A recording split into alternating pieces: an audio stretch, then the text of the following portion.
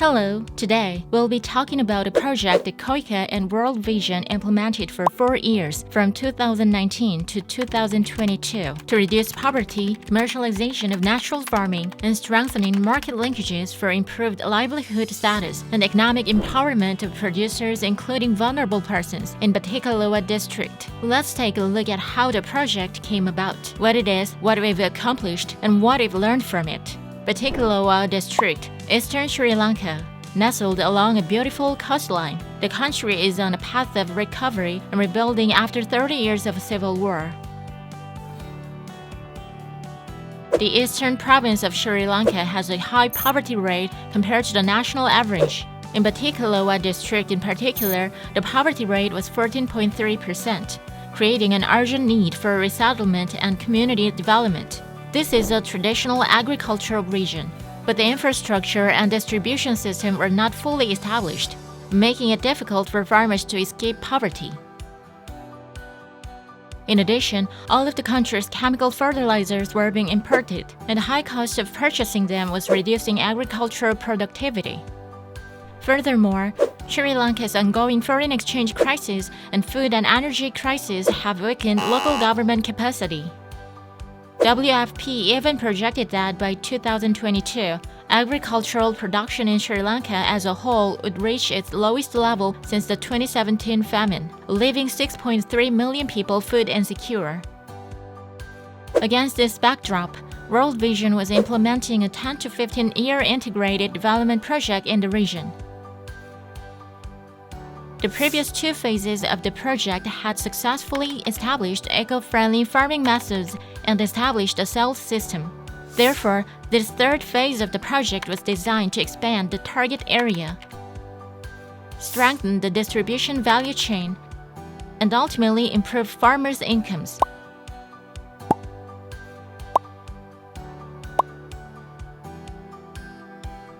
So let's take a closer look at how the project was implemented. KOICA and World Vision mainly aim to increase the market supply of eco-friendly agricultural products, improve their quality, and expand the distribution chain. First of all, we strengthened the capacity of 3 target groups in the market: farmers, cooperatives, and vulnerable groups. We supported 669 farmers, 672 cooperative members, and 101 vulnerable people with technical training and facilities, acquisition of agricultural quality certificates, and networking. Through this, we aim to reduce farming costs and expand eco-friendly quality certification to increase agricultural output and sales. Next, the project supported promotional campaigns to develop its own brand, an agriculture product management mobile application, the operation of agricultural product sales stands, and the formation of representative production groups to build a sustainable sales network by providing technical training and facilities. In the midst of the project, to combat COVID-19, an unexpected variable, KOICA and World Vision provided 713 farmers and 2,515 vulnerable households with seeds, inputs, food, and personal hygiene products, as well as sanitation facilities and local health centers. This ensured that all elements of the project were able to proceed without disruption. There were a lot of activities going on alongside the COVID-19 response. How did the evaluation team find the project's performance through on-the-field data analysis and interviews? The project was very successful.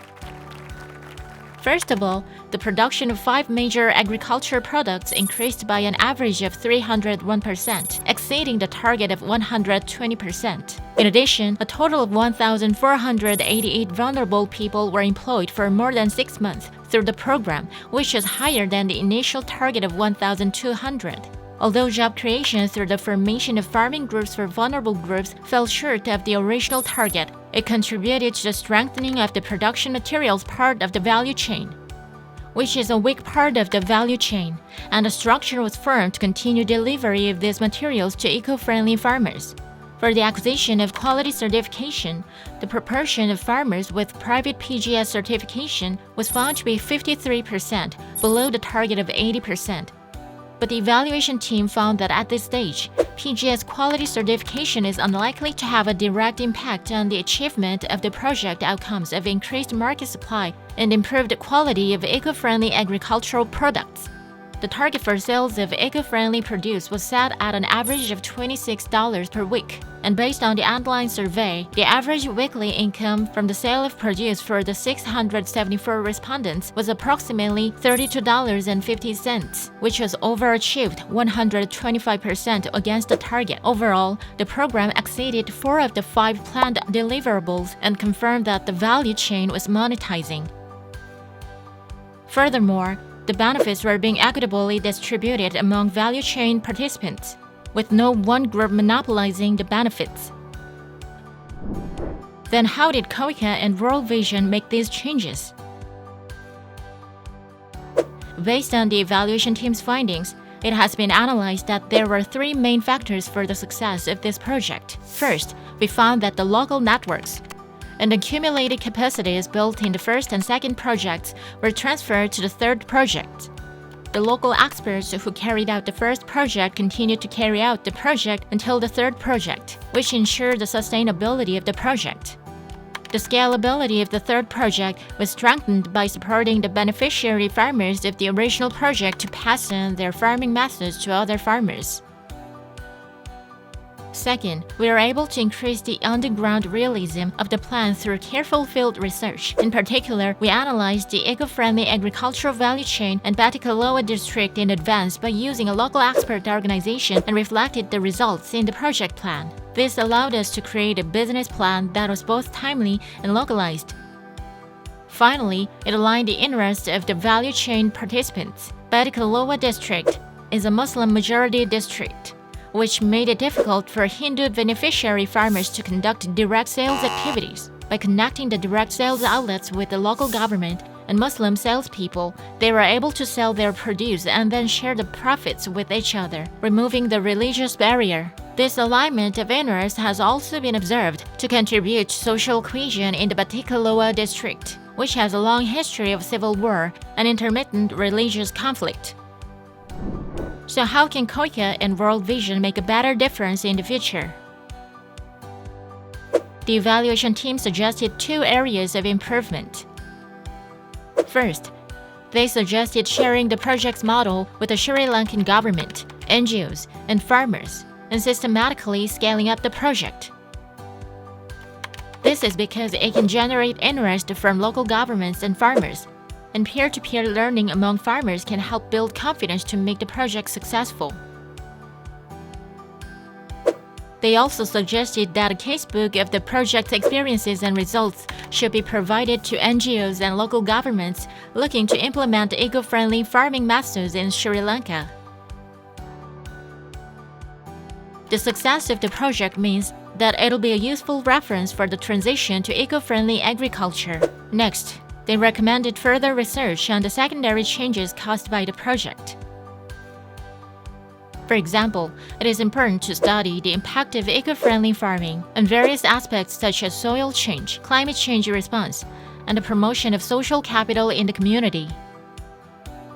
They also recommended that a post-evaluation should be conducted after 5 years to closely analyze the impact of the project and community integration. This would provide important implications for development cooperation and peace building. We've learned about so far through the evaluation results, commercialization of natural farming, and strengthening market linkages for improved livelihood status and economic empowerment of producers, including vulnerable persons in Batticaloa district. In your opinion, what more needs to be done to improve this project?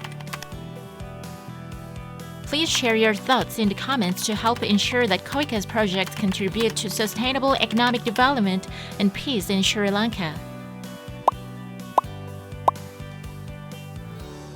This end of project evaluation was conducted by an internal evaluation team.